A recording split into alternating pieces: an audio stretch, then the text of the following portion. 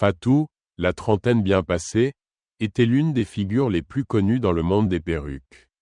Dans son quartier, elle avait commencé son commerce avec peu de moyens, achetant ses premières mèches auprès de fournisseurs locaux et les transformant avec soin pour créer des perruques de qualité. Rapidement, ses créations avaient attiré l'attention et ses clientes ne cessaient de vanter la finesse de ses produits. Bonjour et bienvenue sur Écho d'Ébène, cette chaîne qui vous raconte des histoires à la fois inspirantes et fascinantes. Avant de continuer, n'oubliez pas de liker, commenter et vous abonner.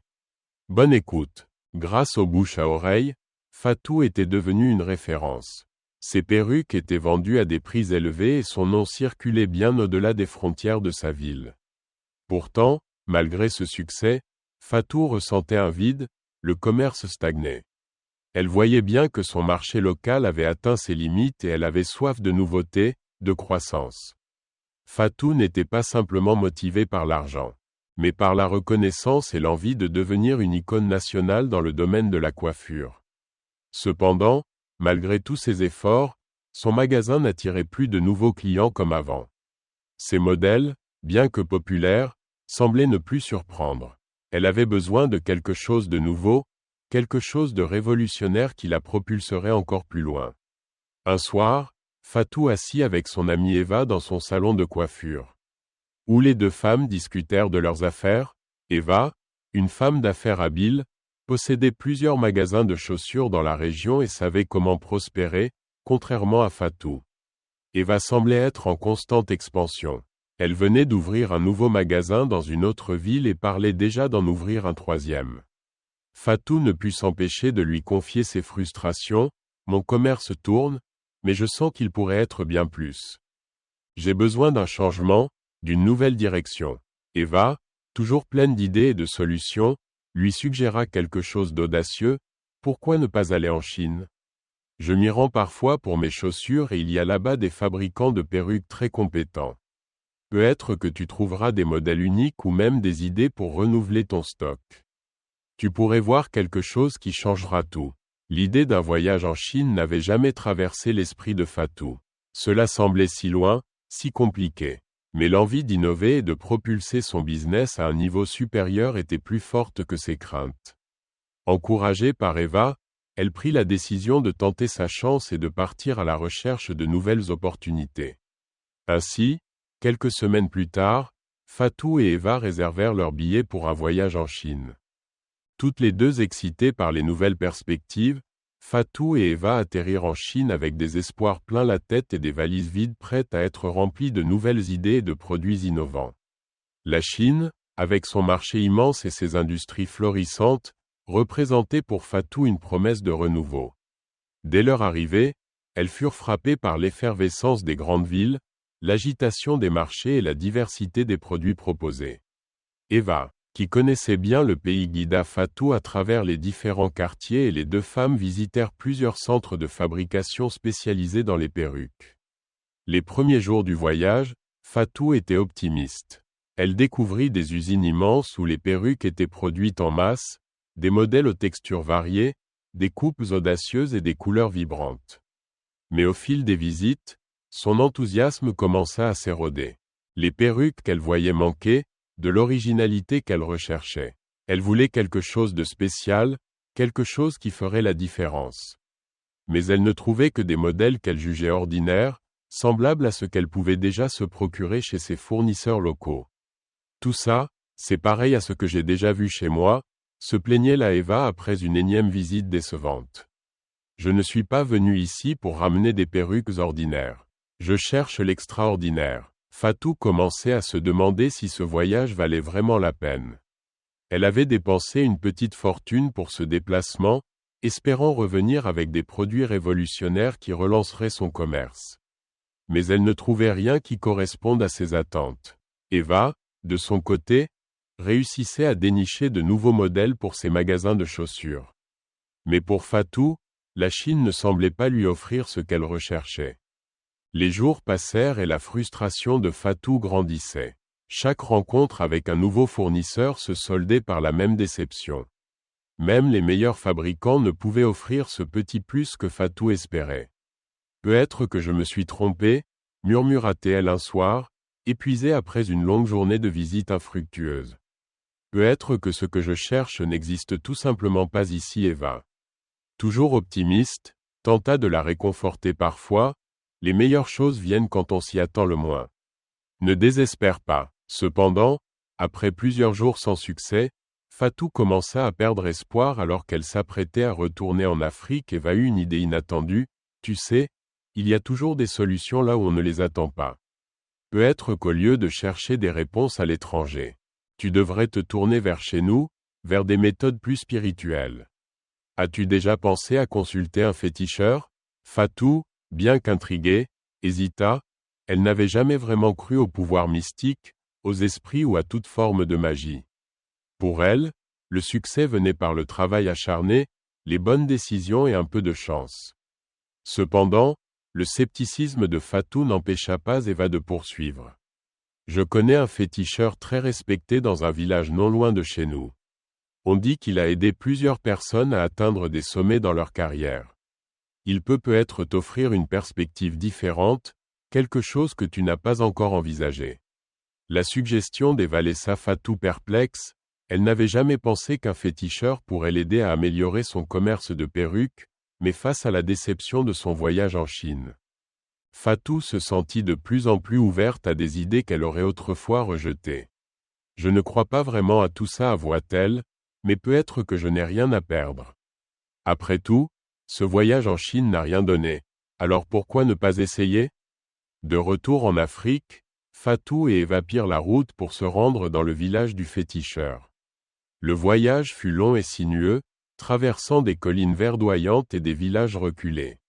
Après plusieurs heures, elles arrivèrent enfin dans un petit hameau où régnait une atmosphère de tranquillité.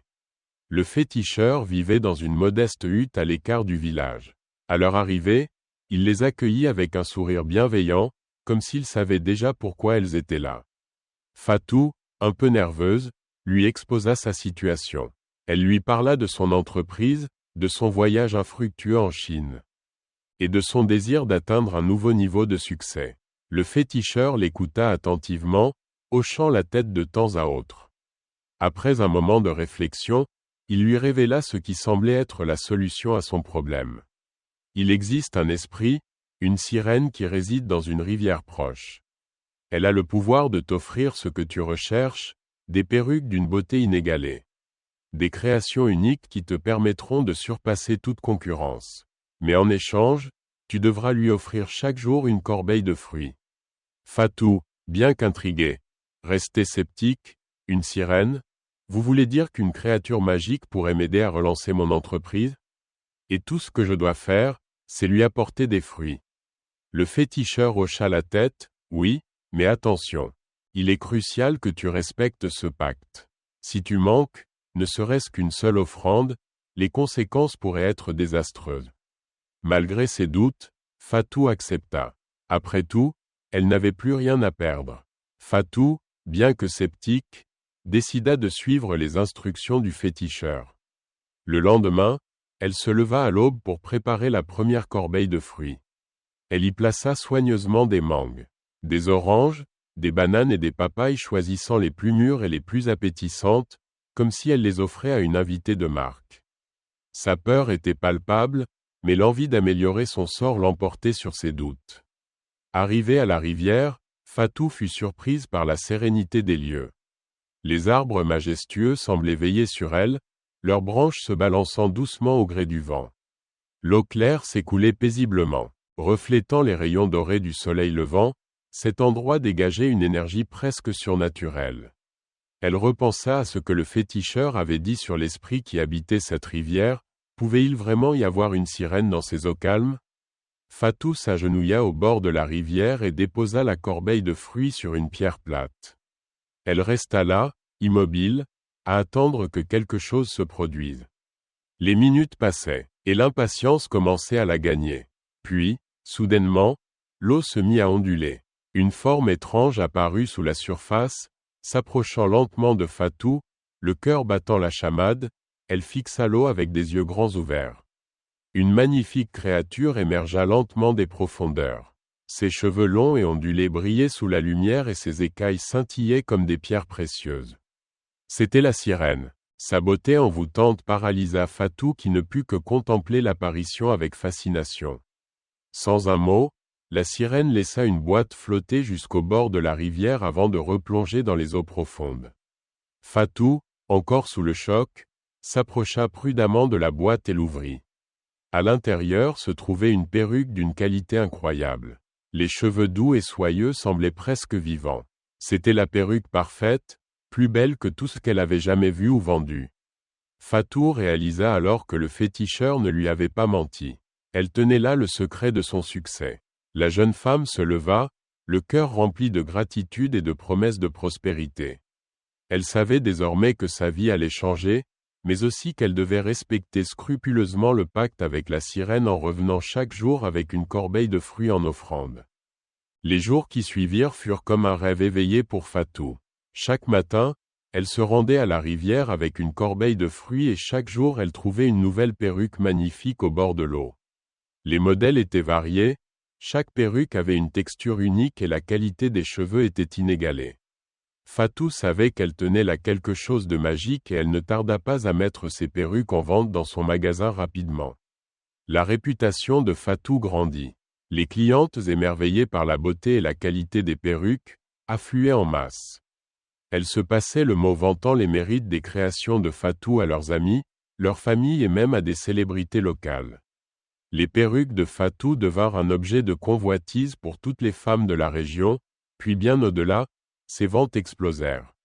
Avec cet afflux de clientes, Fatou dut agrandir son magasin.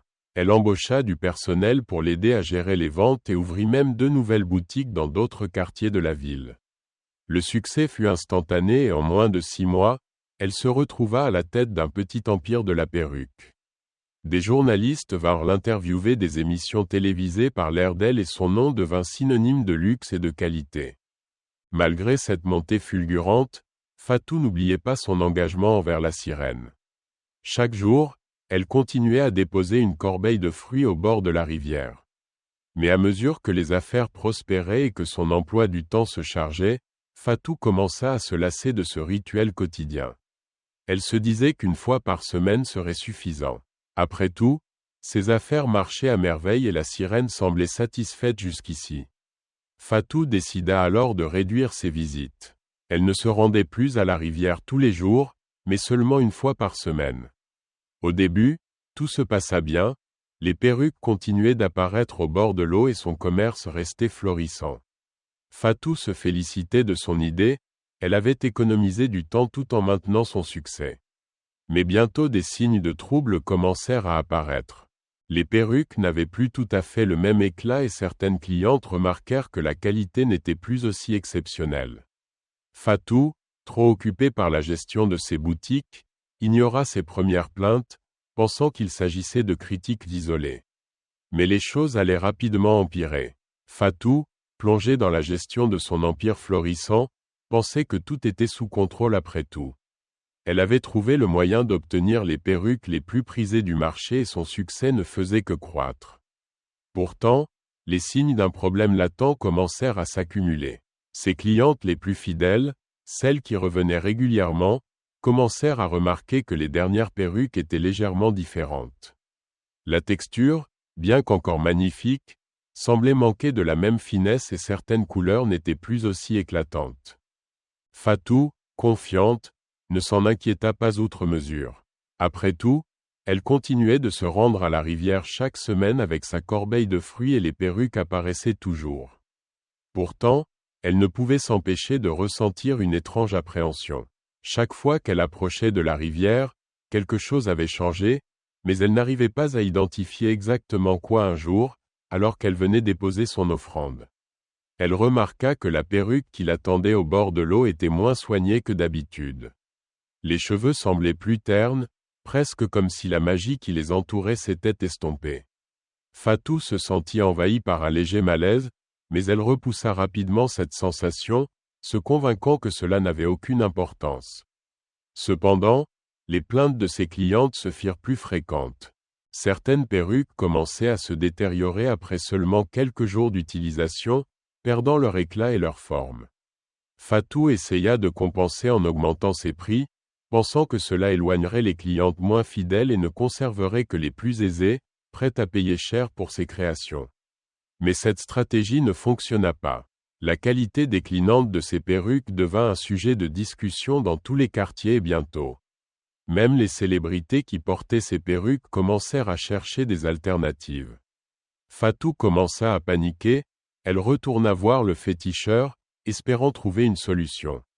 Celui-ci, en l'écoutant, ne put que secouer la tête avec tristesse. « Tu n'as pas respecté le pacte. » Fatou, lui dit-il d'un ton grave, la sirène t'avait accordé un pouvoir immense, mais tu l'as pris pour acquis. En ne respectant pas tes engagements, tu as rompu l'équilibre. La magie ne peut pas être manipulée à la légère. Fatou, désemparé, retourna à la rivière avec une corbeille plus fournie que jamais, espérant apaiser la colère de la sirène. Mais cette fois-ci, aucune perruque ne l'attendait au bord de l'eau. Le silence des lieux était assourdissant. Fatou comprit alors que les répercussions de sa négligence étaient plus graves qu'elle ne l'avait imaginé.